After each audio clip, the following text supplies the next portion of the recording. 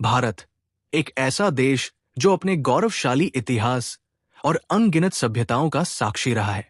एक ऐसा देश जहां कई महान राजाओं ने शासन किया, जहां युद्ध हुए, साम्राज्य बने और मिट गए। लेकिन 16वीं सदी में एक नई शक्ति ने इस भूमि पर कदम रखा। एक ऐसा साम्राज्य जो आने वाले 300 वर्षों तक भारत की राजनीति, प्रशासन, कला और संस्कृति पर अपनी अमिट छाप छोड़ने वाला था। जी हां, हम बात कर रहे हैं मुगल साम्राज्य की, जिसकी स्थापना दिल्ली सल्तनत के आखिरी शासक वंश लोदी वंश के राजा इब्राहिम लोदी को हराकर की गई थी। आज के वीडियो में हम बात करेंगे मुगल साम्राज्य के बारे में, तो बने रहिए हमारे चैनल द हिस्ट्री कैसल के साथ और जानिए मुगल साम्राज्य के बारे में। बात है सन 1192 ईस्वी की, जब मोहम्मद गौरी ने तराइन के दूसरे युद्ध में पृथ्वीराज चौहान को हरा दिया था। युद्ध में जीतने के बाद मोहम्मद गौरी ने दिल्ली का शासन अपने गुलाम कुतुबुद्दीन ऐबक को सौंप दिया और यहीं से दिल्ली में इस्लामी शासन की शुरुआत हुई। कुतुबुद्दीन ऐबक ने दिल्ली सल्तनत के पहले वंश की स्थापना की, जिसे गुलाम वंश कहते हैं। इसके बाद खिलजी वंश, तुगलक वंश, सैयद वंश और अंत में लोदी वंश का शासन आया। लोदी वंश का अंतिम राजा इब्राहिम लोदी था, जिसे सन 1526 ईस्वी में पानीपत की पहली लड़ाई में बाबर ने हराकर मुगल साम्राज्य की दिल्ली में नींव रखी।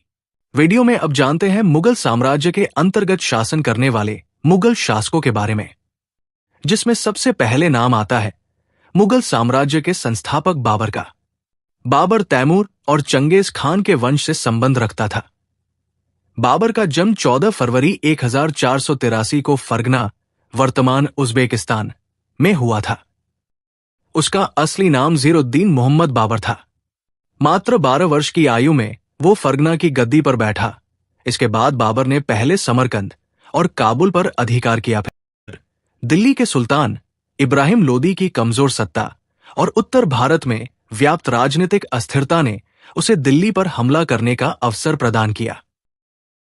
21 अप्रैल 1526 ईस्वी को इब्राहिम लोदी को हराकर दिल्ली में बाबर ने मुगल साम्राज्य की स्थापना की। इसके बाद 1527 ईस्वी में खानवा के युद्ध में बाबर ने राणा सांगा को भी हराया।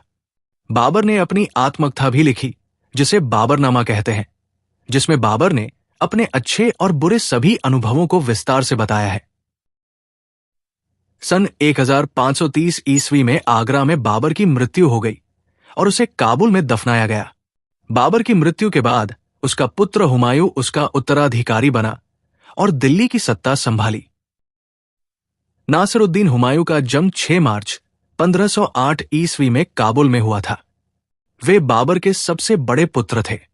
हुमायूं को बंगाल के अफगान शासकों और राजपूतों से निरंतर संघर्ष करना पड़ा। उन्होंने 1532 में चुनार के किले पर कब्जा किया, जो शेरशाह सूरी के अधीन था। 1535 में मेवाड़ के बहादुर शाह को हराकर गुजरात पर अधिकार किया, लेकिन इसे स्थायी रूप से अपने नियंत्रण में नहीं रख सके। 1539 में चौसा का युद्ध हुआ, जिसमें हुमायूं पराजित हुए और किसी तरह अपनी जान बचाकर भागे। 1540 में कन्नौज, बिलग्राम का युद्ध हुआ, जिसमें शेरशाह ने हुमायूं को पूरी तरह पराजित कर दिया। इस पराजय के बाद हुमायूं को अपने ही साम्राज्य से निर्वासित होना पड़ा। 1555 में हुमायूं ने दिल्ली और आगरा पर फिर से कब्जा कर लिया। अपनी विजय के कुछ महीनों बाद ही 27 जनवरी 1556 को हुमायूं की एक दुर्घटना में मृत्यु हो गई। उनकी पत्नी हमीदा बानो बेगम ने दिल्ली में हुमायूं का मकबरा बनवाया, जो बाद में ताजमहल की प्रेरणा बना। हुमायूं के बाद उसके पुत्र अकबर, जिसे अकबर महान के नाम से भी जाना जाता है, ने मुगल साम्राज्य के शासन को आगे बढ़ाया। अकबर का जन्म 15 अक्टूबर 1542 को अमरकोट, वर्तमान पाकिस्तान में हुआ था। अकबर के सिंहासन पर बैठते ही उसे हेमचंद्र विक्रमादित्य की चुनौती का सामना करना पड़ा, जिसने दिल्ली और आगरा पर कब्जा कर लिया था। 1556 ईस्वी में पानीपत के दूसरे युद्ध में बैरम खान के नेतृत्व में मुगल सेना ने हेमू को पानीपत के युद्ध में हरा दिया और दिल्ली पर फिर से अधिकार कर लिया। अकबर ने 1561 में बाज बहादुर को हराकर मालवा पर कब्जा कर लिया। इसके बाद 1564 में गोंडवाना पर भी अधिकार कर लिया। 1567 में अकबर ने चित्तौड़गढ़ पर हमला किया और राणा उदय सिंह को पराजित किया। उसने किले पर कब्जा कर लिया, लेकिन मेवाड़ की स्वतंत्रता को पूरी तरह समाप्त नहीं कर सका। 1574 में अकबर ने बंगाल और बिहार को अपने साम्राज्य में मिला लिया। ये क्षेत्र व्यापार और आर्थिक दृष्टि से महत्वपूर्ण था। 1581 में अकबर ने अपने विद्रोही भाई मिर्जा हकीम को हराकर काबुल पर अधिकार कर लिया। बाद में उसने 1585 में कंधार और 1586 में कश्मीर को भी मुगल साम्राज्य का हिस्सा बना लिया। अकबर ने दक्षिण भारत की ओर भी अपना विस्तार किया और 1591 से 1601 के बीच अहमदनगर, बीजापुर और गोलकुंडा पर हमले किए। उसने अहमदनगर पर कब्जा कर लिया, लेकिन बीजापुर और गोलकुंडा को पूरी तरह जीतने में सफल नहीं हो सका। अकबर का निधन 27 अक्टूबर 1605 को हुआ। उसके बाद उसका पुत्र जहांगीर गद्दी पर बैठा और लगभग 22 वर्षों तक शासन किया। जहांगीर का जन्म 31 अगस्त 1569 को फतेहपुर सीकरी में हुआ था। अकबर ने उन्हें विशेष रूप से प्रशिक्षित किया, लेकिन युवावस्था में वे विद्रोही स्वभाव के थे। उन्होंने अपने पिता अकबर के खिलाफ भी विद्रोह किया था, लेकिन बाद में अकबर ने उन्हें क्षमा कर दिया। जहांगीर ने राजपूतों के साथ मैत्रीपूर्ण संबंध बनाए रखे और कई विद्रोहों को कुचला। मेवाड़ के राणा अमर सिंह को 1615 में मुगलों की अधीनता स्वीकार करनी पड़ी। जहांगीर के शासनकाल में अंग्रेज व्यापारियों का आगमन हुआ। 1615 में सर थॉमस रो, इंग्लैंड के राजा जेम्स प्रथम का दूत बनकर जहांगीर के दरबार में आया और उसे व्यापार की अनुमति मिली। 1627 में जब वे कश्मीर से लौट रहे थे, उनकी मृत्यु पंजाब के भीमबर, वर्तमान पाकिस्तान में हो गई। 1628 में अपने पिता जहांगीर की मृत्यु के बाद शाहजहां मुगल गद्दी पर बैठे। उन्होंने अपने शासनकाल में मुगल साम्राज्य को समृद्धि और स्थिरता की ऊंचाइयों तक पहुंचाया। शाहजहां का जन्म 5 जनवरी 1592 को लाहौर में हुआ था। उनका असली नाम खुर्रम था। शाहजहां को भव्य इमारतों के निर्माण का अत्यधिक शौक था। उनके शासनकाल में मुगल वास्तुकला ने नए आयाम हासिल किए। उनकी सबसे प्रसिद्ध कृति ताजमहल है, जिसे उन्होंने अपनी प्रिय पत्नी मुमताज महल की याद में बनवाया था। इसके अलावा उन्होंने लाल किला, जामा मस्जिद, मोती मस्जिद और शालीमार बाग का निर्माण भी करवाया। 1658 में उनके पुत्र औरंगजेब ने उन्हें बंदी बना लिया और स्वयं गद्दी पर बैठ गया। शाहजहां ने अपने जीवन के अंतिम वर्ष आगरा के किले में बिताए, जहां से वे ताजमहल को देखते रहते थे। 1666 में उनकी मृत्यु हो गई और उन्हें ताजमहल में मुमताज महल के पास दफनाया गया। औरंगजेब, जिसे अबुल मुजफ्फर मुहिउद्दीन मोहम्मद औरंगजेब आलमगीर के नाम से भी जाना जाता है, मुगल साम्राज्य का छठा सम्राट था।